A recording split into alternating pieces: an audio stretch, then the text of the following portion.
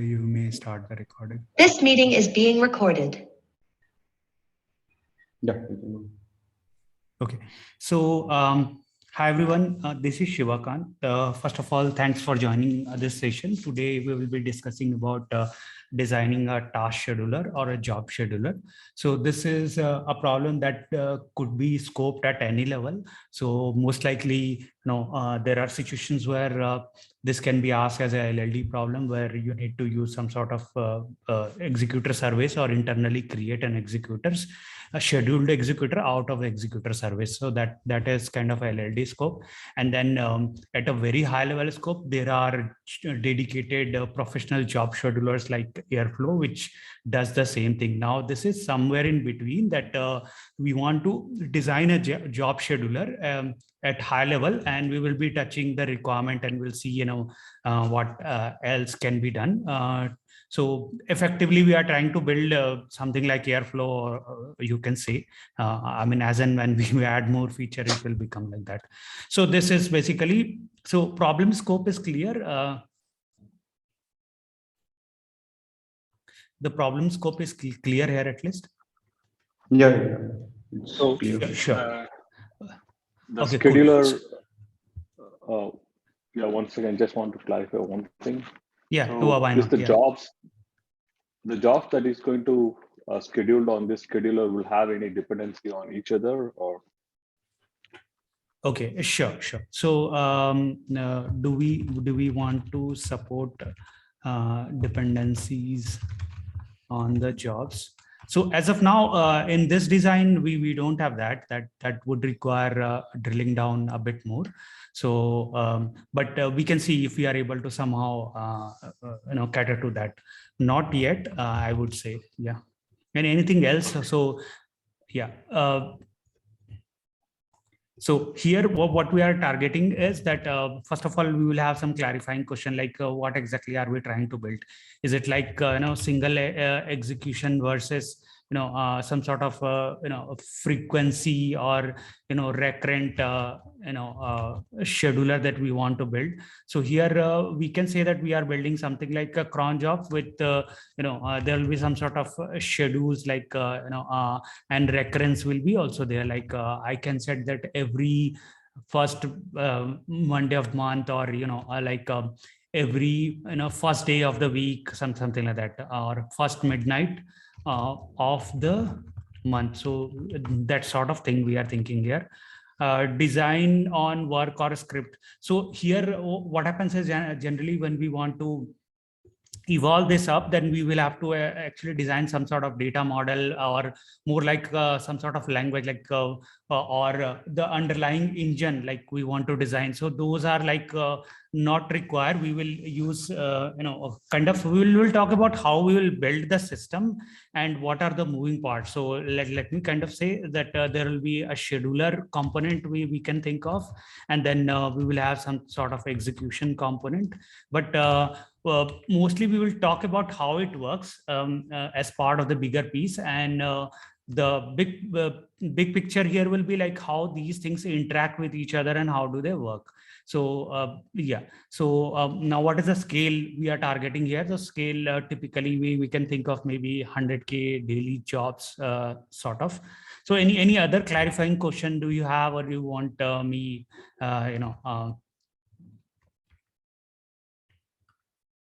let me just rephrase this. Is it like priority based scheduling or just a round robin? Sure. So do we want to?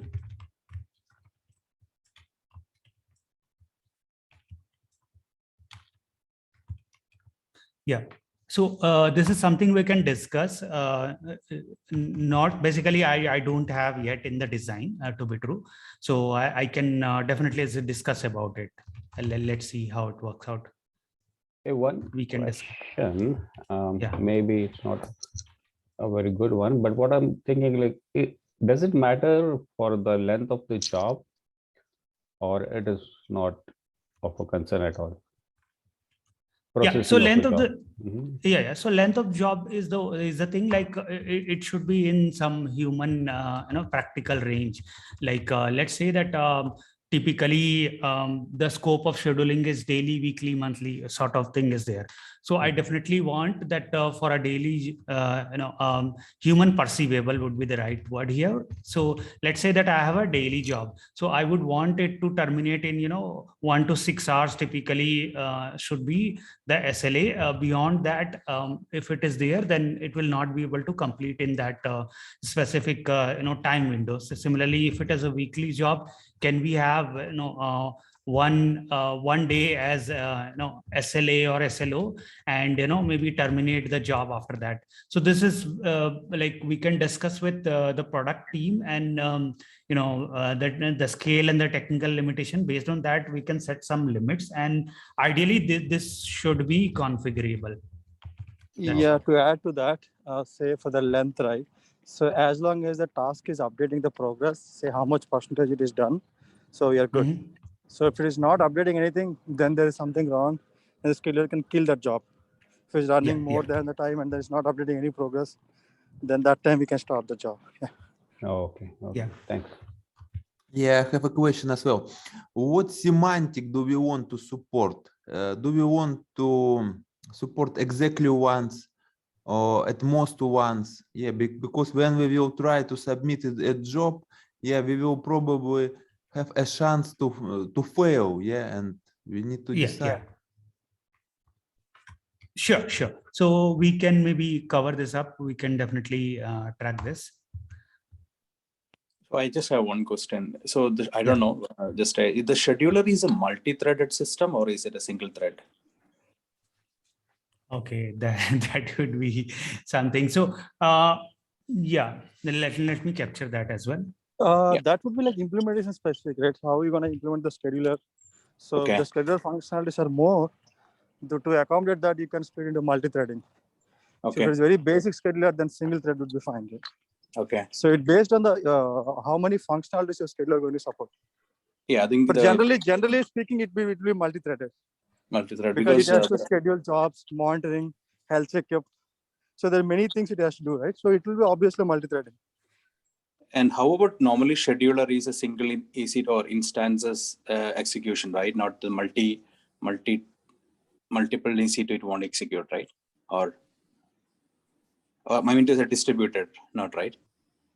Yeah. So one of the challenges, at least with the distributed scheduler, is the coordination part of it. So this could be done, but it will be like more advanced, or a bit hard to handle. That is how I can think of. Yeah. One thing I want to add to the not distributed, but multi-threaded is if you have a multi-threaded scheduler, then you need to think how you can support DAG kind of scheduling, directed acyclic graph. Because then it's possible that with multi-threaded, the second phase got scheduled first before the first phase in another thread. Yeah. So Surely, the scheduler has to wait all the dependency tasks are done, then only it will go to the another phase. So that's what we did in the MR, right? MR jobs. But the mapper has to finish first, and then but with multi-threaded scheduler, how will you make sure that the second task is not picked by another? Because the second task, we can put a lock until these are done. Once the maps are done, they will unlock it.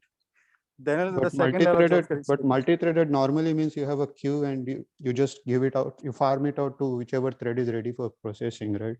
But there is some precondition also that he has to check. He cannot schedule like just like that, right? It has to wait for what is the preconditions are already met. Okay. Yeah. Sure. So I think these are really interesting questions that we can discuss around. Let's see, how much I have to present here, and definitely we can get more from the group.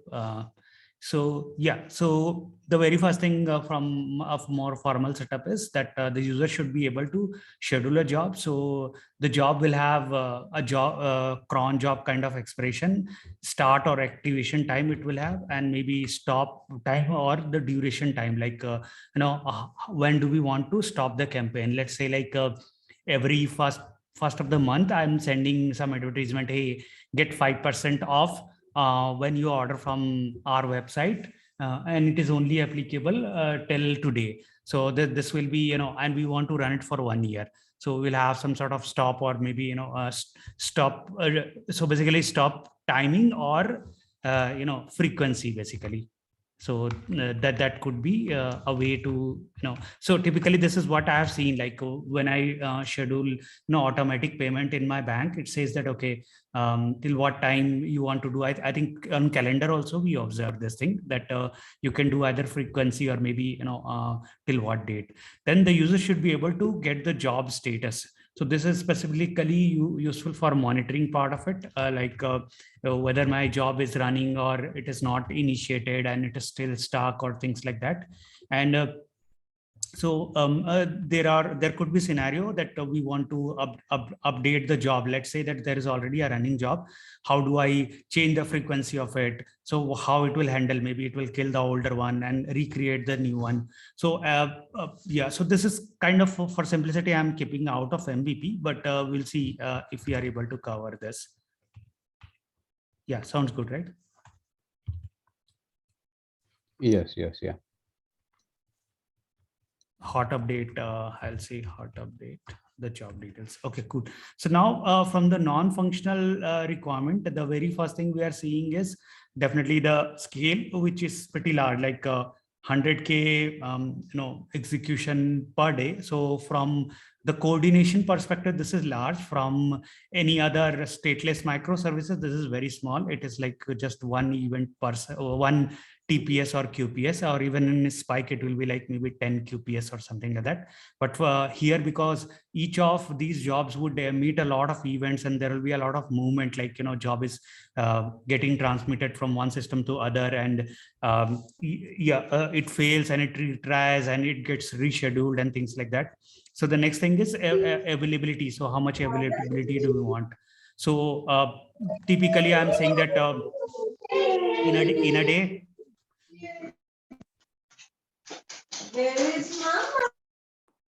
yeah, so in a day, we want 100 seconds of downtime should be sufficient, so we can debate it out. If it is super critical, then I can make it maybe 1 more 9 of availability. And consistency versus availability, what I can think of is this has to be strongly consistent.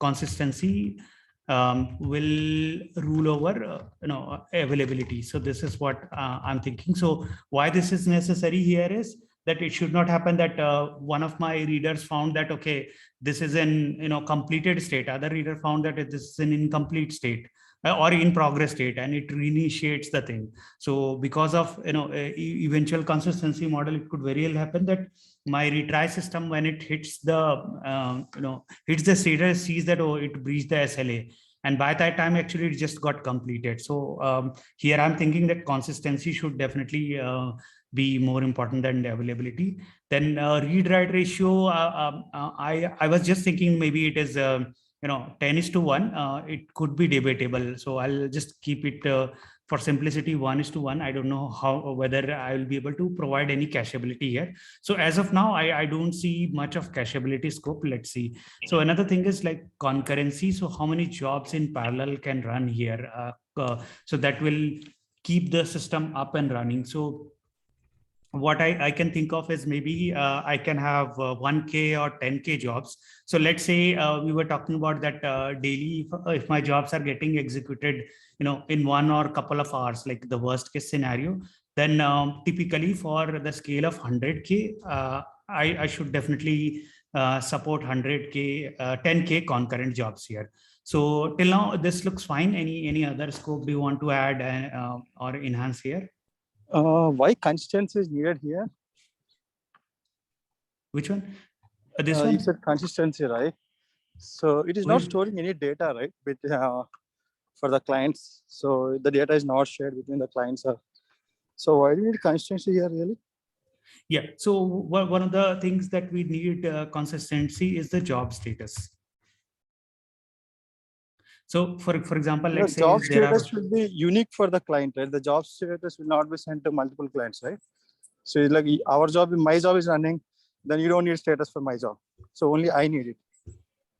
Yes. So what happens here is, let's say that going on the extreme. Let's say I built the system using eventual consistency, where I just wrote the status as completed, and the very next step, what happens is someone reads the status and it reads from a stale replica. Okay, so there what happens is, because it read from the stale replica, it found that it is still in progress instead of completed. So from there, what will it will re-trigger the job, right? So that is something we don't want, right?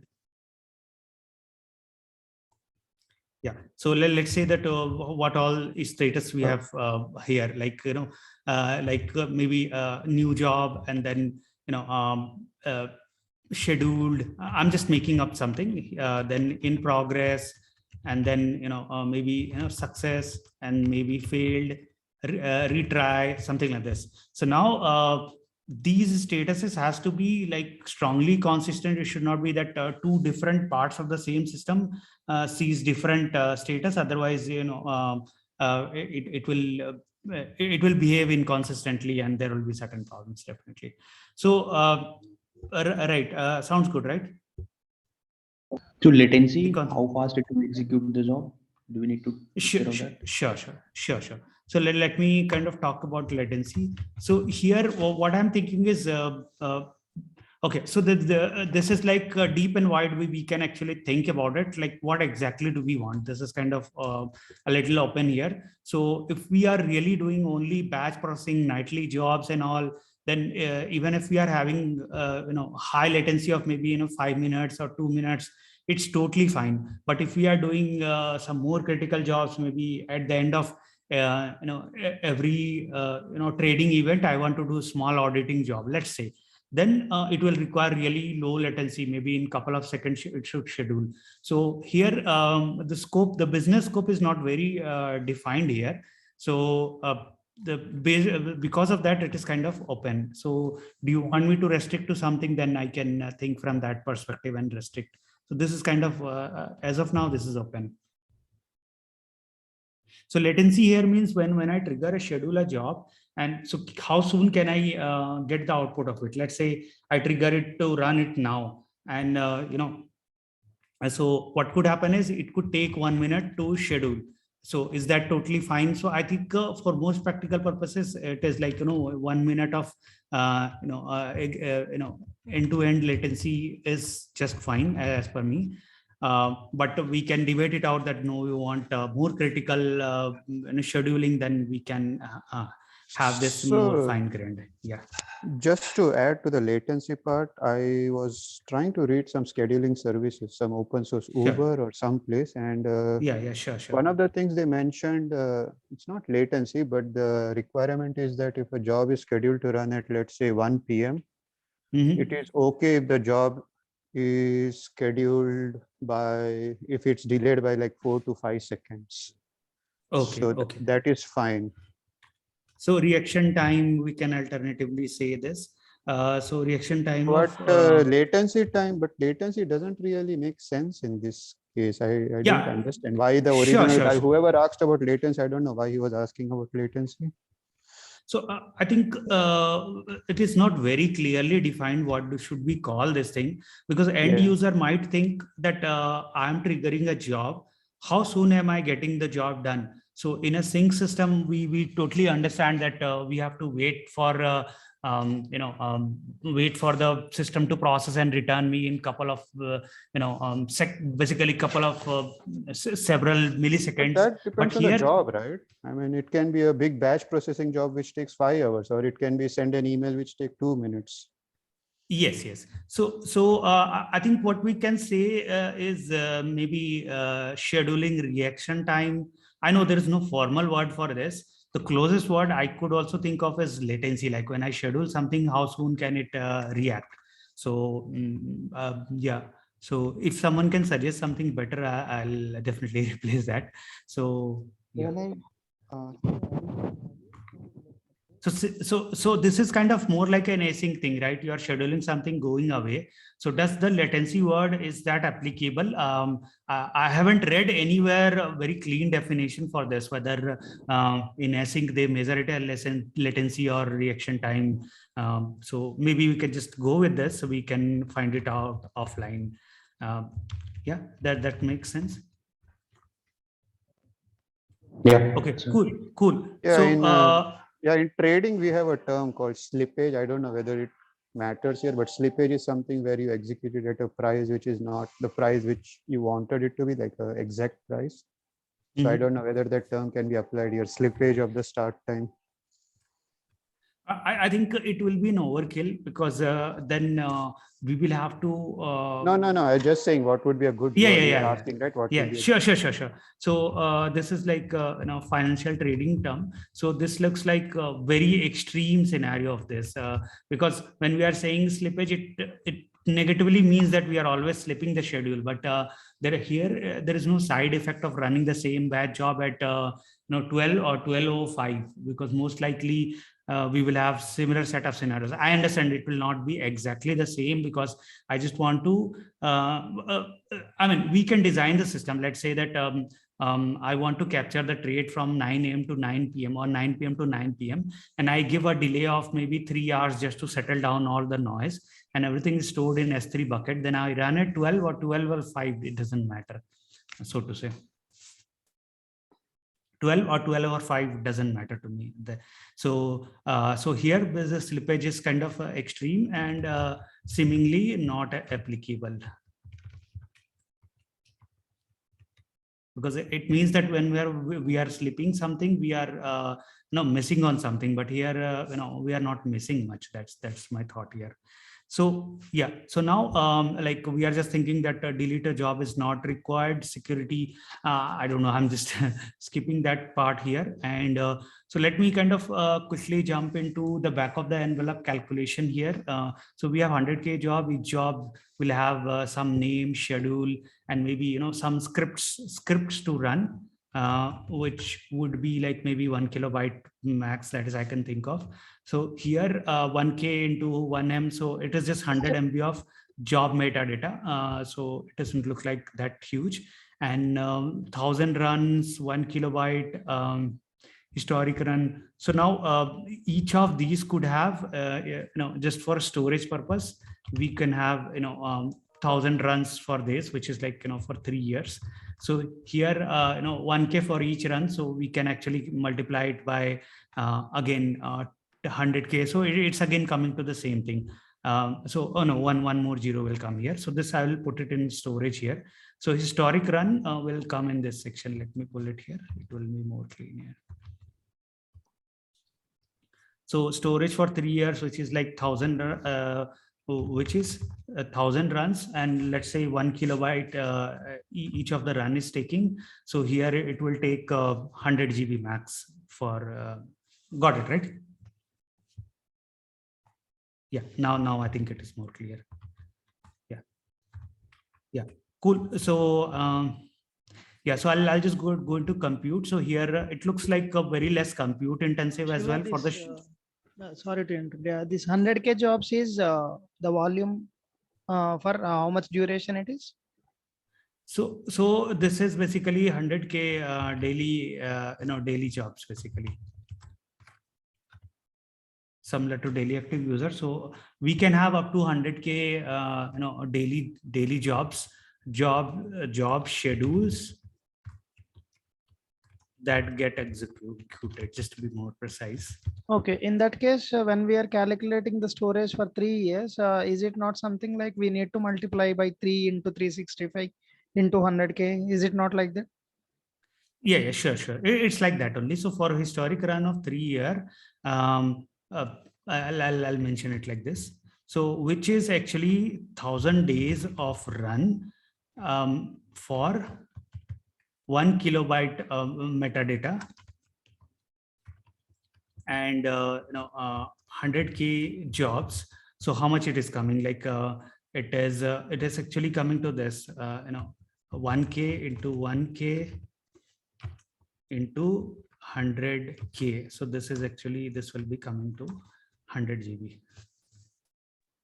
Oh, okay. Right? Yeah, thank you. Now you got it, right? Yes, yeah, thank you. Okay, cool. So now from the compute perspective, it looks like there will be this, there will be API CRUD interaction, maybe up to, it will be lesser than 100K because there will be something recurring. But let's say extreme case, I'm just taking 100K API interactions of total of all jobs, basically for all jobs. And that would be like that is very small for a day, right? Because in a day we have 10 to power 5 seconds here. So in a day we have 100K seconds is there. So this comes to close to 1 TPS, or peak of 10 TPS interactions only. So not much I'm seeing here. So yeah. So I'll just categorize it more hierarchically. And worker level compute, this could be very different. So this is just the scheduling part of API interactions and job scheduling that we are thinking here. Like how about the like memory requirement of the of any running job, like Sure. RAM? Yes. Well, why not? So storage requirement, memory requirement. Let me put that as well, just in the benefit of everything here. Also So put the time zone, Srikanth. Huh? Like time zone, like what time the job is going to schedule, what time it's coming, the request is coming from. So time zone is important, right? Yes. So what we can add it in clarifying requirement here. Do we need to handle the time zone? So what a simple solution I'm thinking is, convert all time zones GMT to UTC and proceed. So everything in the system will be handled as UTC only, and DB will have UTC, and so DB will have UTC, and all the engines will run on UTC time zone, and for user interaction, basically UI will convert these to local time. So this is more like just a processing. So this will actually simplify the things, because it could very well happen that there is only a one job scheduling system in the US, and we have to schedule it for other countries as well. So right. Let's make it simple here. Just to track it, yeah. Yeah, sure. Yeah. Actually, it adds value. I totally agree. So we have 100K jobs are here, and again, like we have 1K, metadata will be there. That is what I'm thinking. Like even if it is loaded, this 1K is also very high. Like it will have something like maybe status and name and ID, and also we can just keep the script and all something in the memory itself. So this is actually coming to very small number. It's actually the same number that we are talking about here. Yeah. So this is exactly the same that will come. So 100 MB of job metadata max we need to keep in RAM. So it's very small actually here. So yeah. So does it sound good? Yeah. Okay, cool. I think that this is pretty detailed and helpful. So I'll just jump to the next section, which is like worker level compute. So this is kind of crucial. We here what all, it will totally depend on what kind of jobs that we are having. So we can propose some solution. We will not have exact numbers here because we don't know the exact nature of the problem that we are solving. This is kind of agnostic thing we are trying to handle here. So worker level compute, there are 100K jobs. Now, I was assuming that each job will finish in 10 minutes. Okay, so 10 minutes each on the run on an average. So basically each job will run on average. So this is what I was thinking. What I can do is probably I can increase it to 1 hour. so that we can have multiple task behind inside a job. So what I can think of is, let's say that a job can have multiple tasks here. So each task max 10 minutes, and average 6 tasks. So this is coming to like 60 minutes. So again, these could be kind of readjusted based on what we want. This is just a calculation for baselining, right? So now I have 60 into 24. This is, what is their minutes? So I had taken this thing. So I think I can just remove this 60 here. We can say that we have 24 hours. And so we have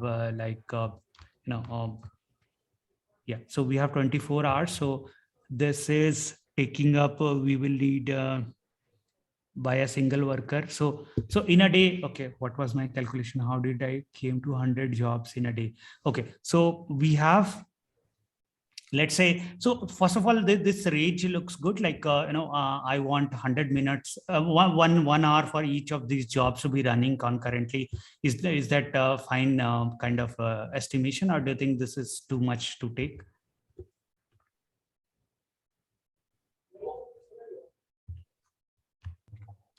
Yeah, does it sound practical, or is it like too much to take?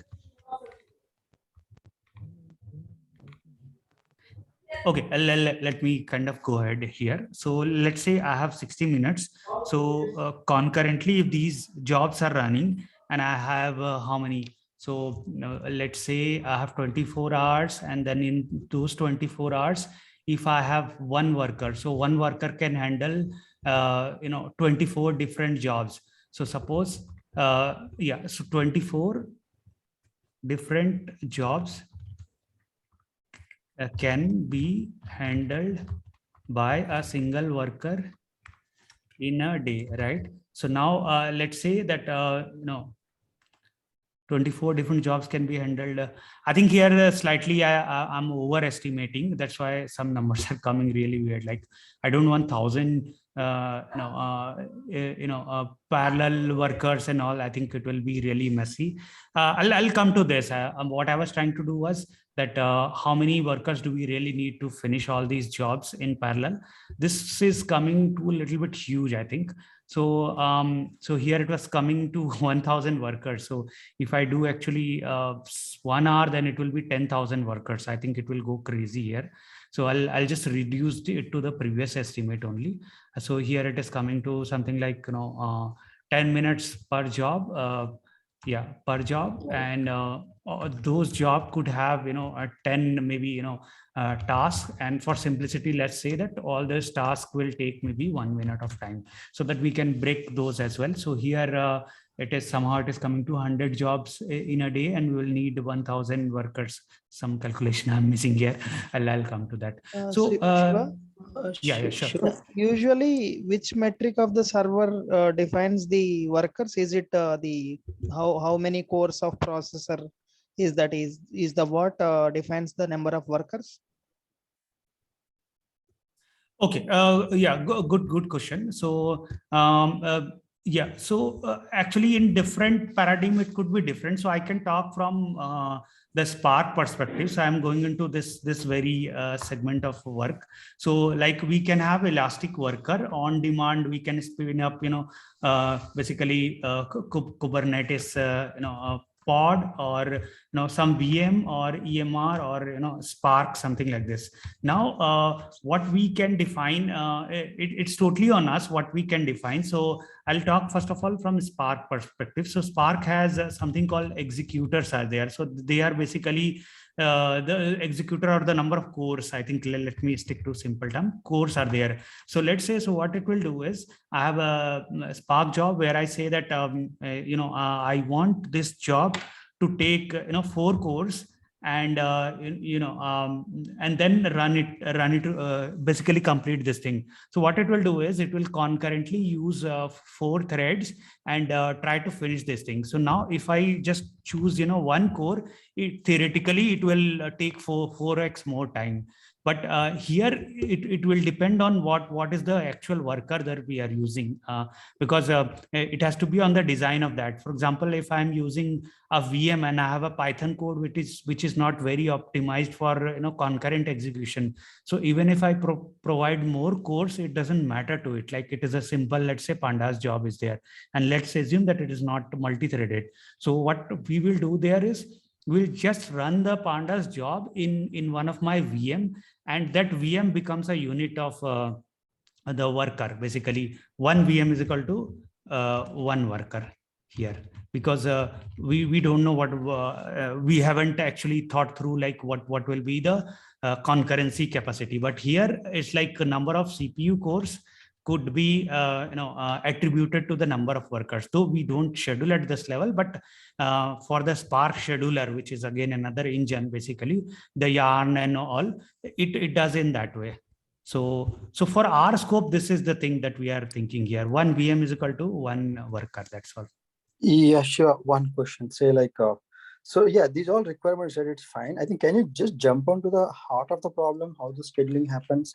So these are like more for any system, right? The high level design. Yes. If you just quickly Sure. go to it and then go to the heart of the problem. Sure. As So, the time also crunch, right? Yeah. Yeah. I think, more than half an hour has passed by. So this is my high level design. We can discuss, some of these things and how it is taking up and what can be improved here. So there will be a client who will basically schedule a job here, and it could have a UI. So it will go to the underlying web server, and from there, this will go to the schedule request handler. So what we can have is this request handler will have leader follower model will be there, and it will basically capture, first of all, it will capture the underlying request. So this could be used for maybe auditing or request capturing, and then it will transfer that job request to a queue, and from that queue it will go to the underlying scheduling engine. So now this scheduling engine is another set of problem in itself. So now we can use, there are multiple options here. So one thing is, can we use any of the existing libraries that are there? Let's say we have, from Java, we have Squash scheduler. Can I use that library to, do the scheduling, or do we need to build a custom scheduler, or can we build a very simple model that what it will do is it will just poll the data and it will check which, basically it will do some sort of select star from this, where my schedule time, the expected schedule time is less than my current, basically more than my current time, where basically I'm just missing the schedule. So I'm scanning those jobs and I pull those jobs. So this will have actually multiple implementation. I think we can debate around it, what will work better here. So do you want me to deep dive on this and kind of at least demonstrate something, and we can then collaborate and maybe refine this thing?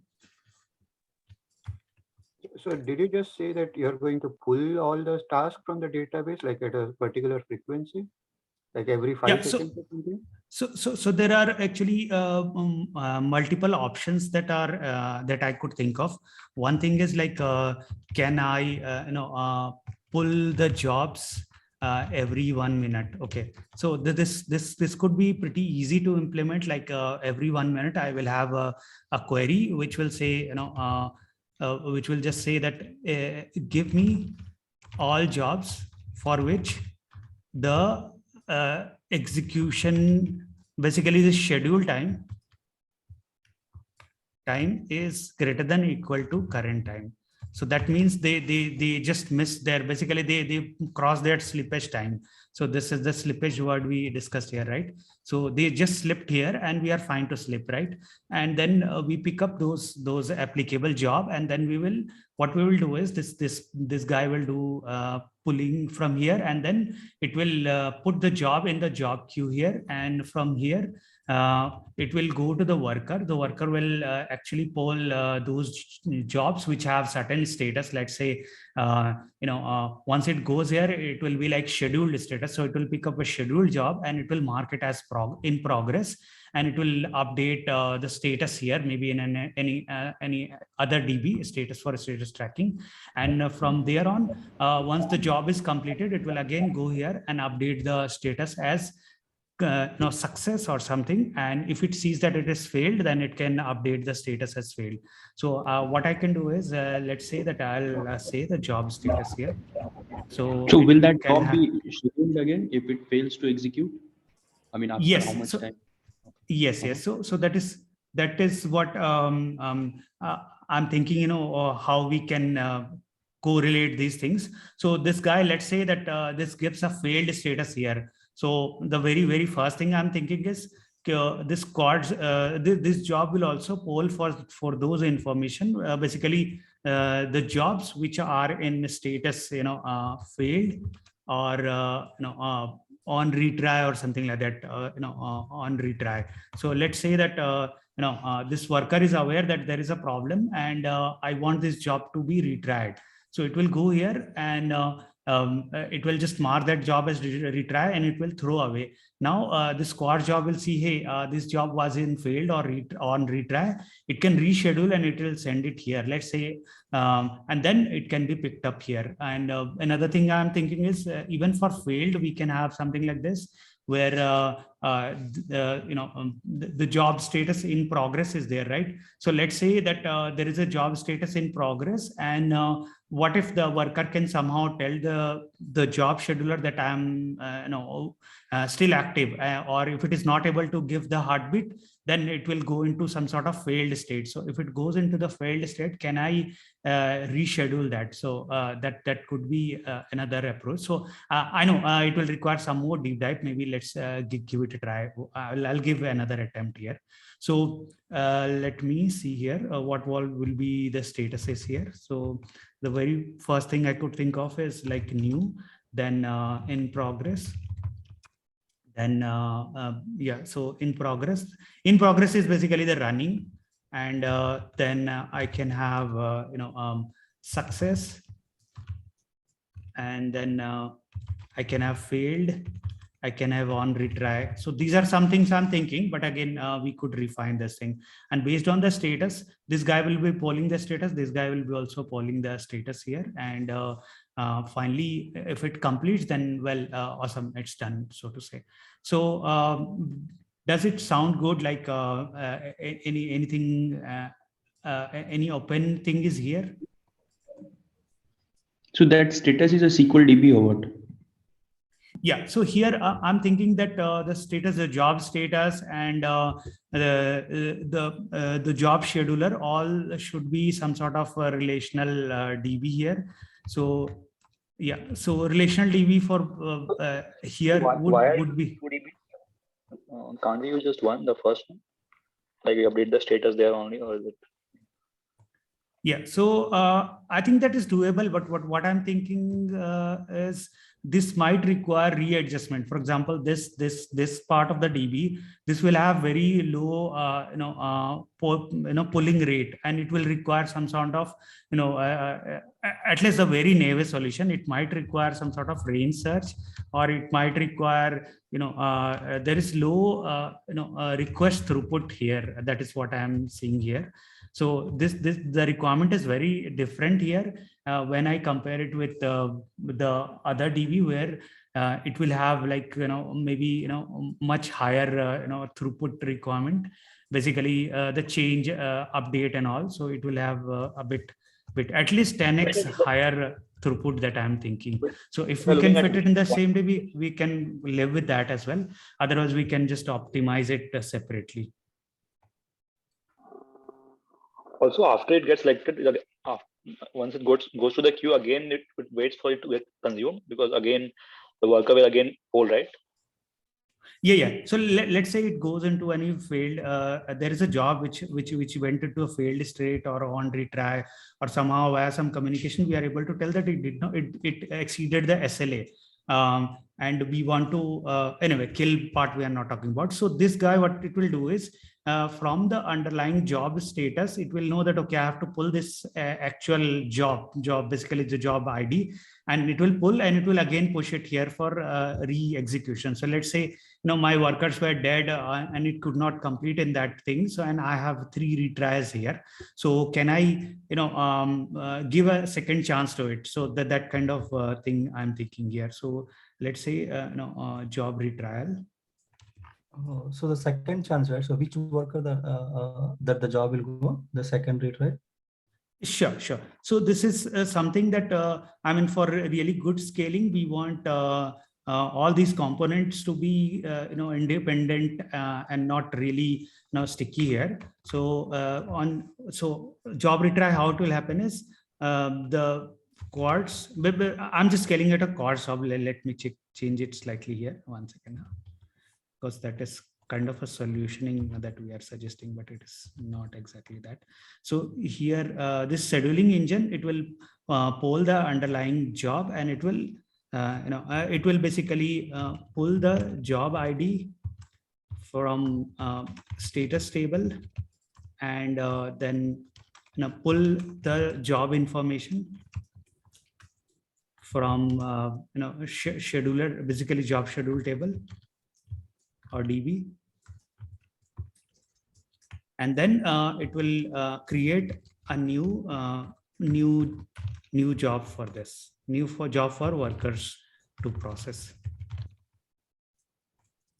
So with this, we will be able to actually provide the retriability part of it. So yeah. So how do you give priority to the jobs in the queue? This is a normal queue, right? Not a Kafka. Job queue is a normal queue, right?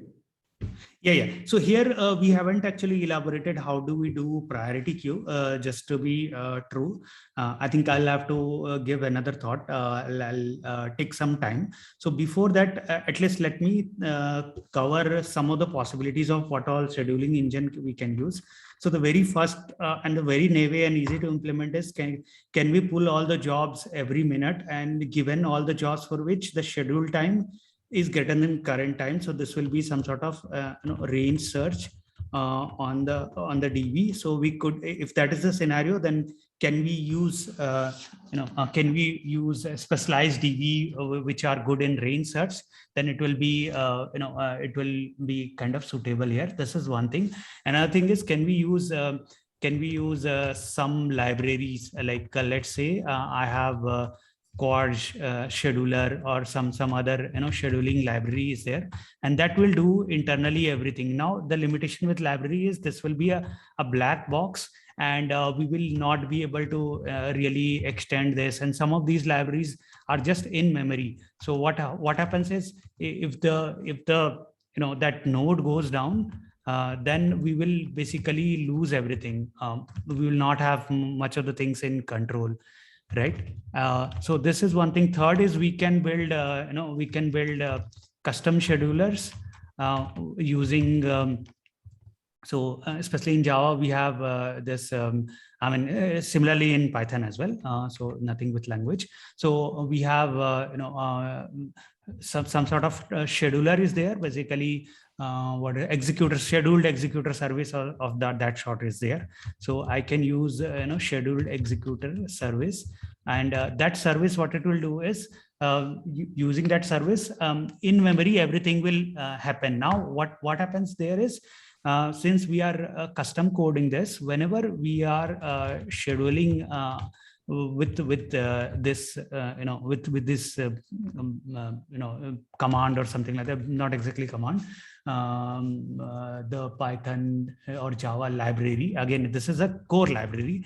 What we will do is, we will also capture the requirements in some DB. So now what will happen is, whenever the system goes down, let's say that my VM went down.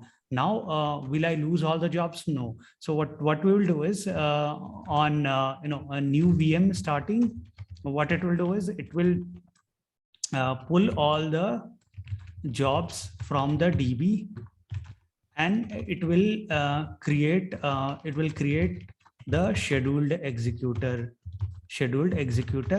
and then it will stay there. So now in all these things, one challenge is there, and that is like can we distribute it? So distribution of scheduler is typically very difficult, because the problem is coordination here. It will require a lot of effort to, whenever I have two scheduler, one scheduler is scheduling one kind of job, other is scheduling other kind of job. And if we have certain dependencies, how do we actually coordinate between the two? So this becomes a very hard problem. I know someone can say, hey, I will keep a zookeeper there, and then I can keep maybe some other coordination system. But again, all these systems, they will have their own thread, they have their own failures, they will have their own intermittently not reachable basically, and split brain. So if we distribute all the nuances of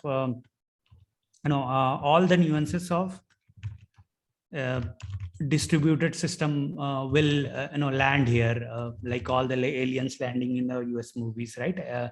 So Hollywood movies, so something like that, they will land here, and it will like be unsolvable. So one thing I'm proposing, definitely we should not have like I don't have anything to do, so to save it. So what we can think of is, can we have some sort of active passive model here? So yes, we can think of active passive model. So can we can have maybe two servers here. So what will happen is, one of the servers, again this could have caveat, but one of the servers will mark itself as active using maybe a zookeeper here. And this is the only simplest thing. Using zookeeper, it will decide that I am the active node. I will do all the scheduling, and the other guy, you just keep active will do the scheduling, and the passive guy, it will have all the things loaded in memory. So passive will have all the data model loaded, but it will not create the scheduler yet. But will they both be always exactly in sync? Okay, I think yeah. So I think this will require some additional deep dive. So I'm just thinking, how much do we want it in sync? So the very simplest one I can think of is, let me keep the active as active, and passive will be just a standby node having no information basically. So it's like the simplest one, a standby node having no information. And so what it will do is that it will just keep polling that there is an active node or not. If there is no active node, then it will pull the information from DB, and it will create the scheduled executor, and it will go on. So even before that, when it is doing this polling, if there is no active DB, it can do one more thing, which is there is a concept called fencing. We will see how we will do it, but what it will do is it will say, hey, zookeeper is not able to determine whether you are active or not, and what if you come back? So I have to fence you to prevent split brain, right? It should not be that machine is really loaded, and there are two active schedulers trying to achieve the same thing, and then double jobs will be created.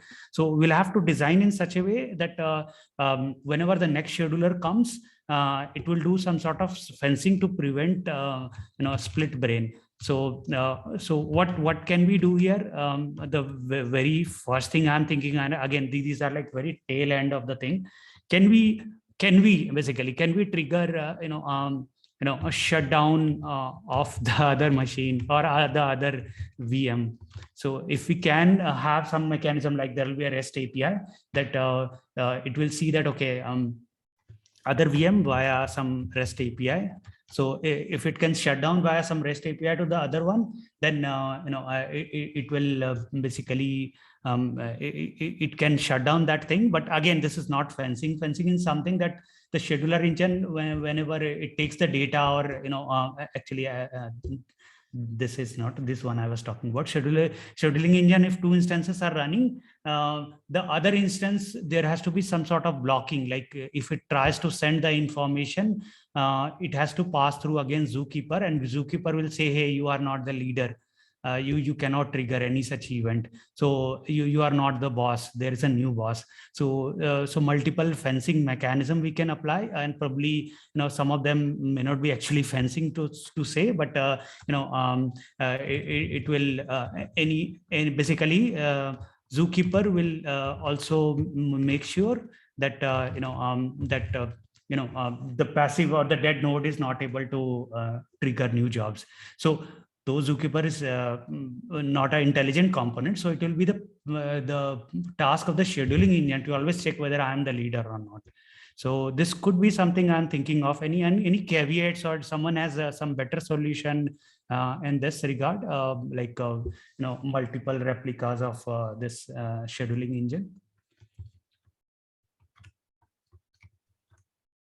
I think this is good actually. Okay, great then. So let me at least tell you that I had done one presentation on Airflow. So this basically, as of Airflow 1.x, they had only this component, which was the scheduler. It was like a single node, and it was like not high available and fault tolerant.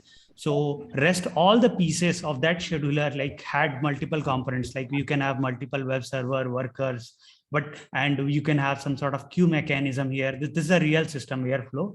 So scheduler in 1.0 was just a single node. So in scheduler 2.0, they have multi-node support, but I think I'll have to catch up there to see what strategy they applied to make it multi-node.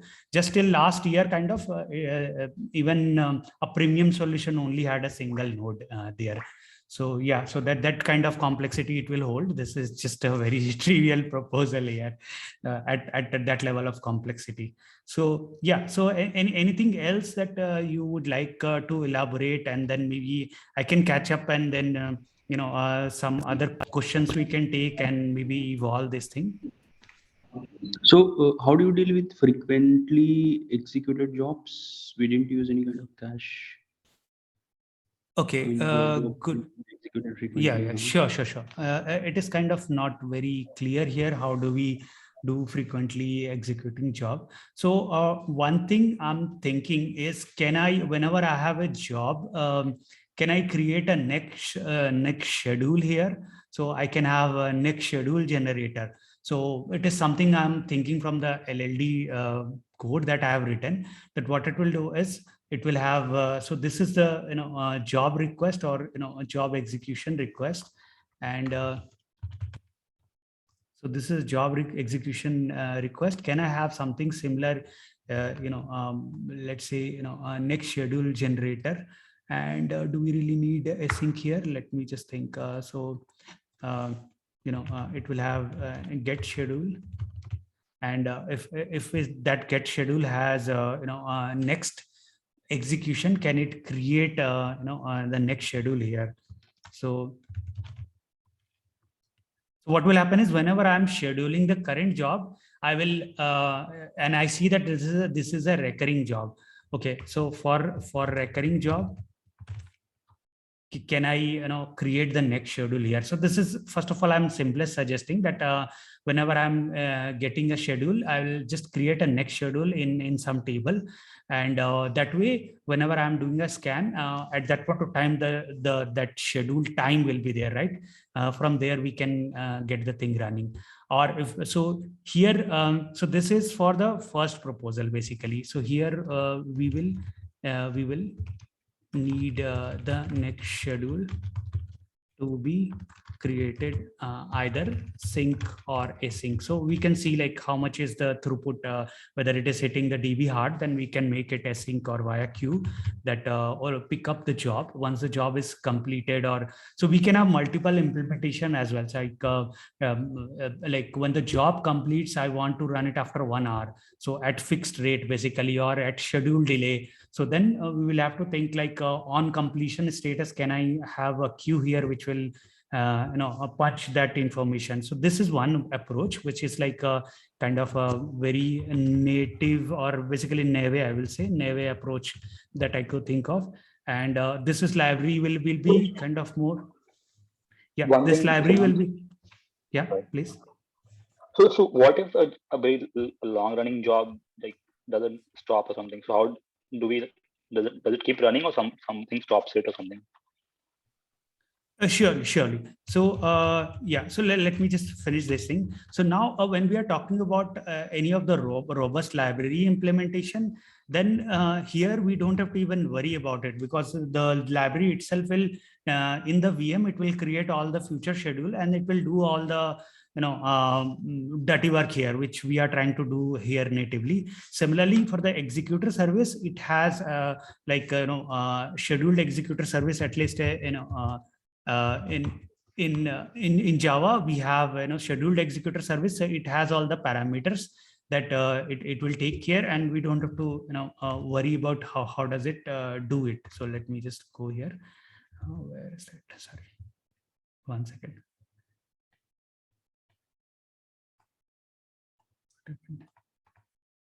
Something got stuck.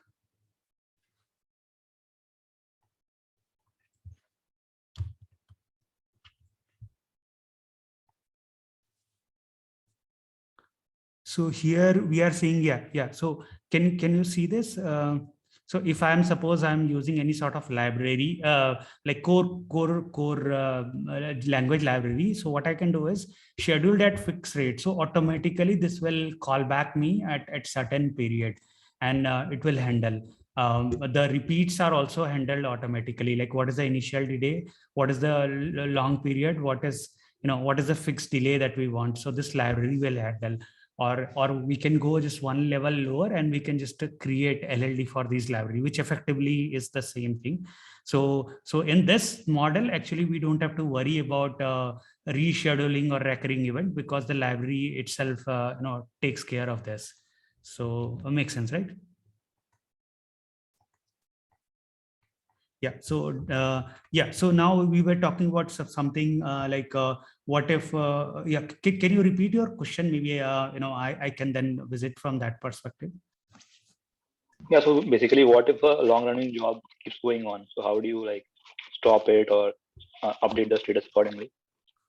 Yes, yeah, I get it. I think I'll have to extend that somewhere. So let's say for a given job, so let's say I have an SLA here, SLA, SLO, or so let's say I have SLA of 1 hour is there. What should I do if it exceeds 1 hour? So at the worker level, can I kill the job, and can I mark it as failed? So worker will have full knowledge of this, right? So let's say 1 hour. So worker will know that But this does the job SLA come is. in the parameter SLA? Yes. We can add it in parameters. Let's say if I haven't added, let me see what all things are here. So I was thinking, so this is like maybe we will have basically the post API will be there to create or schedule something, and then we will have maybe put to update. Here we will have job ID, job name, cron expression, start time, end time. There will be some script, and then we can have timeout or SLA. So I think timeout will be the right thing to use. SLA is more like a softer thing. It will not kill it, right? So we can use hard timeouts here, basically.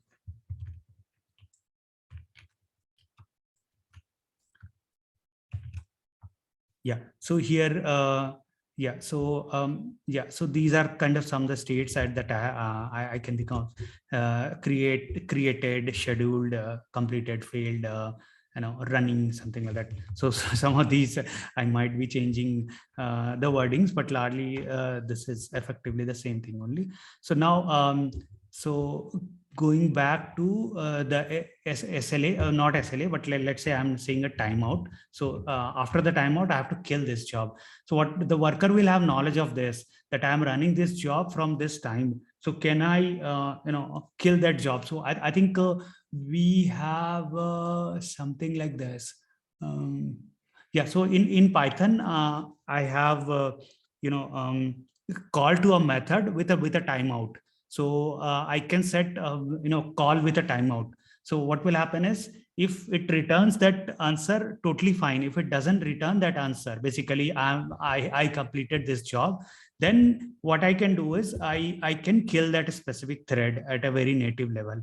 And if I have an external worker, let's say that I have, this worker is more like, can I have maybe a Spark job or something like that running? So I can build some sort of coordinator here, and that coordinator can, kind of kill the Spark job. So it can, it can be initiated or, kind of killed. So this is kind of something that we can think of. So even for the external system, we can have this kind of control life cycle. Yeah. So anything else? Can you elaborate the timeout part? Like how long will it take to determine if a timeout is happening? Okay. Yeah. Good question. So here, let me kind of suggest some alternatives here. So maybe I'll just detail it out here. The SLA, or better, let me make it timeout, because SLA is a soft word, like I said. So timeout and killing the job. So now let's say the timeout was 1 hour. So now what are the options here to implement? Depending on what stage of development we are, or what we are thinking, we can have one of these options chosen. So again, there could be a very naive solution where I can run some maybe future Java job or Python job. So let me just I'll just capture it here. So I'll just say, because my concern is that there could be a job that might actually take an hour's time to run. So and every job would have a different time consumption on its own, right? I doubt it would be uniform. So determining timeout is something I'm just wondering how that will happen. It's doable. So let's say we are using some this sort of API, assuming this is the timeout for so this is the job that will get submitted, and it will have some timeout like in 100 millisecond. I mean, this is like, let's say 3600 seconds. We want to come out of it. Okay, something of this sort. Okay. So now let's say I'm just punching it here for let's say I have the lowest guarantee as minutes and time unit in second and minutes. Okay. But I think with this only waits for the no response. The job still continues, right? In this future.get. You just stop waiting for it. Yeah. So what I'm saying is that here what we can do is it does not, why does it? Okay, so if we come out of here, I'm just thinking, it is saying just cancel it, future.cancel true. There will be very specific implementation. I'm just thinking what is the right core library to use, but it will definitely be there that if it doesn't succeed. So there are actually multiple ways. Let's say that I wait for I think this future will do it. Yeah, I think this will do. That is my strong feeling that when executor survey of future object submitted and as I especially timeout value to the future cases, does the underlying thread get killed? Okay, so it does not. Yeah, this is what it is saying. Why would it unless it is told to do? Okay, so now they are telling that if it is not getting killed, you can just cancel it explicitly as well. That wait for this timeout. If this timeout is not done, then you cancel that job itself. And let's say everything is running in the VM itself, like some local, stream processing sort of thing, or local map reduce or some compute we are doing. Basically, in Python world, like we are doing pandas processing, let's say. So can I have this kind of model like after the timeout, I will just cancel it explicitly if there is already a running instance, right? So this can help. I think this will help. So yeah, so this might work. So now this is again very native implementation that we are thinking. Now maybe Spark job with a timeout could be also there. I'm pretty sure there will be a Spark job with how to deal with long range tasks. So here to increase the worker timeout. So So there are two things here. One thing is that the global timeout will be there, and one thing is at job level. So here we can very clearly see that we can define the job level timeout, right? So this is a job level timeout is there, and we can also have a default timeout just in case someone wishes to set the timeout. We should not really be nasty. Okay, I think we are really out of time. So anything other than this we want to discuss on this?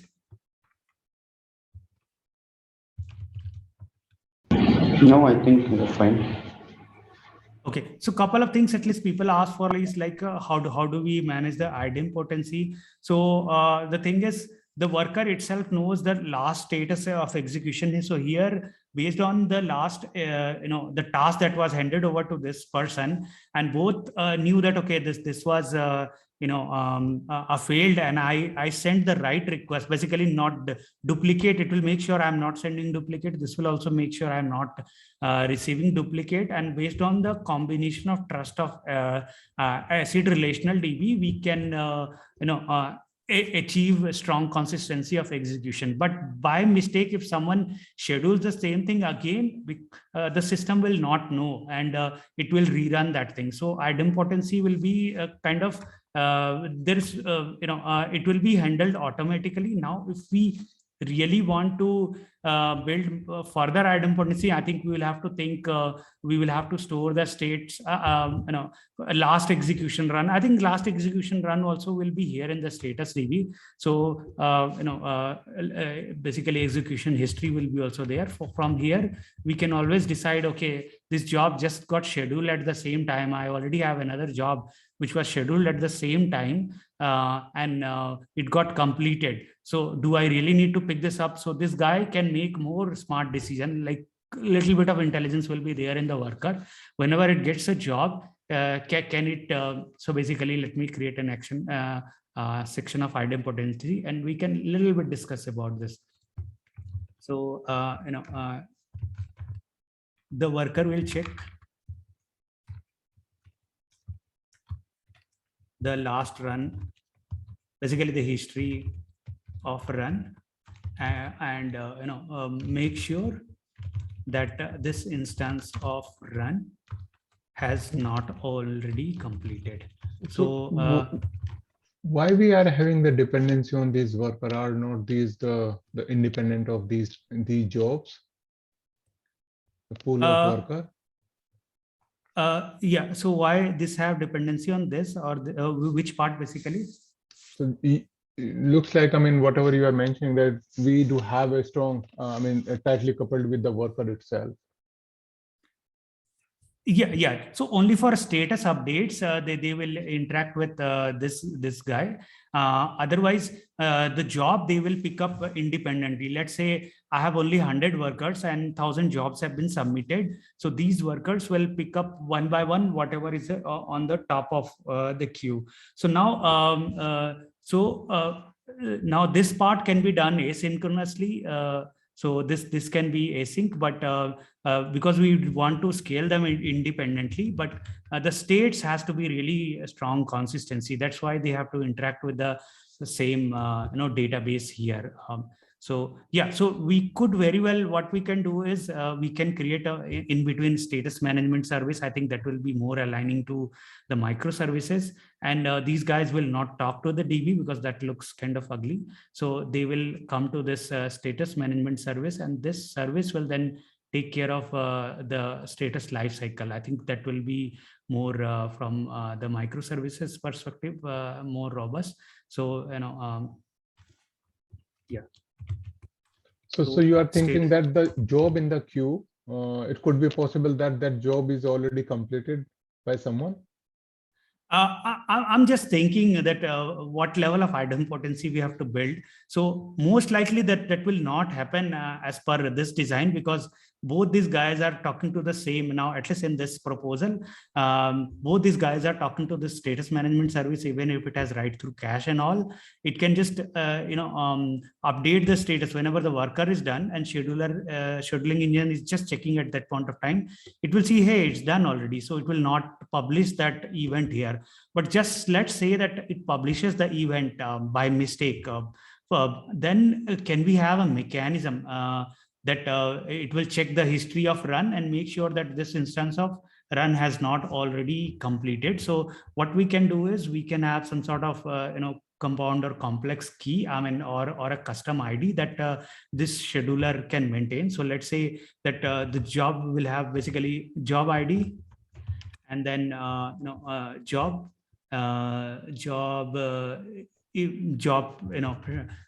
init time or something like that. So I'm just thinking something. Okay, so with this, can we create a unique identifier? And in that unique identifier, I know that neither is the last status is completed, and there is no historic state. So with that, we can be sure that even if there is some random miss here, it's totally fine. So the problem actually is not with the scheduling engine. Actually, if we are using any of the systems like maybe Kafka or something, it can only provide at least once guarantee, right? So at times what can happen is that this guy published an event, and that specific job got lost. So what do we do now? So this will publish here, and this will again publish that event. So most likely we will have to design idempotency here, because once in a while it will try to process duplicate events, and that is what we don't want. So it can check the historic data, and it has not run, then only it will pick up. Otherwise it will just maybe it can drop. It will have to take some intelligent decision. That is what I'm thinking. Yeah. So yeah. Anything else here? So I think maybe if we take till maybe 5 more minutes. Yeah. Okay, so yeah, sure. So I think we went from what a moderate state were there. Definitely, I think we improved a lot on from there. So any other open questions? So so couple of things. Concurrency is there. What if avalanche of jobs are already there, and if DB is failing? So there are a couple of things like how do we recover worker? We can do some sort of worker dive deep estimates. Can we do like what if this is a write heavy application? So how should we kill it? And those kind of things we can think. Let me just quickly cover these parts. Single execution or recurrent, this is already kind of taken care. Based on the design, we can have on the next schedules created in the DB, or we can have a scheduled executor service, or we can create a custom scheduled executor service, or we can use some sort of library, and we will have both the things. It will be supported by both. So what is the scope of work? We definitely kind of covered like almost like all the pieces, at least to some extent, and like the scheduler, execution, basically the worker and the execution component. So what I think we can do here is that we can split up the worker and the executor and the worker here. I think that will be more matured here. So worker, the executor, what it will do is it will just pick up the job for further execution, and then it will assign it to some worker. So the worker will actually do the job. So executor will have the underlying business logic, the understanding of the system, but it will not have any of the complex pieces here, like yeah. So this could be one of the executors here, like Spark job executor, and no, not exactly. So I will say Spark job worker here for the matter of wording, and this will be maybe some pandas worker. So I may be mixing the terms, but the thought here is that this will have understanding of how to pick up the scheduling engine job and just put it to some real people to work. It will not actually work, so to say. That is what I'm thinking here. So maybe we can replace the word, but largely that is one thing I'm thinking. And yeah, so this kind of scale we can handle. Most likely what I'm seeing here is that this job, it will only get 1 QPS or 10 QPS, right? So 10 QPS it can pretty much handle. And if you want to do range query, probably we can use specialized DBs. And here it could have maybe 100 cube TPS. I think this is also most likely maintainable with some relational DB. So if, as long as we are running up to 1,000 concurrent jobs, I think we are just fine handling the load. Anything beyond will require again rethinking the architecture and visiting this thing. Yes. And do we want to support the dependencies of the job? So not yet scope. So this is what I'm thinking. What we can do is that this executor will have some intelligence. So let me kind of just at least one liner I can say that what I can do for the dependencies. Can my executor pull the first of all, the job description will have all dependencies defined, right? All dependencies defined it will have. Now from that dependencies, can the executor know that from historic run that the dependencies have been executed, and I can pick up this job next. So though it is scheduled here, this will not be picked up, and probably it could be pushed here or something. But again, this will require some more deep dive. I think I'm just scratching the surface. This is not done yet. So do we need to capture priority scheduling? I think this can be pretty easily done here. So here what we are thinking is that let's say if we are using Kafka, so instead of using Kafka, can we do something like this? Let's say that I use some sort of priority queue. So can we have Redis as a queue, or any queue which supports some sort of priority? Then I can use that out of the box. So yeah, so native solution is like if I use maybe a language priority queue, I can do, but again the robustness of that will be at a question. So any specialized solution I can pick. This is one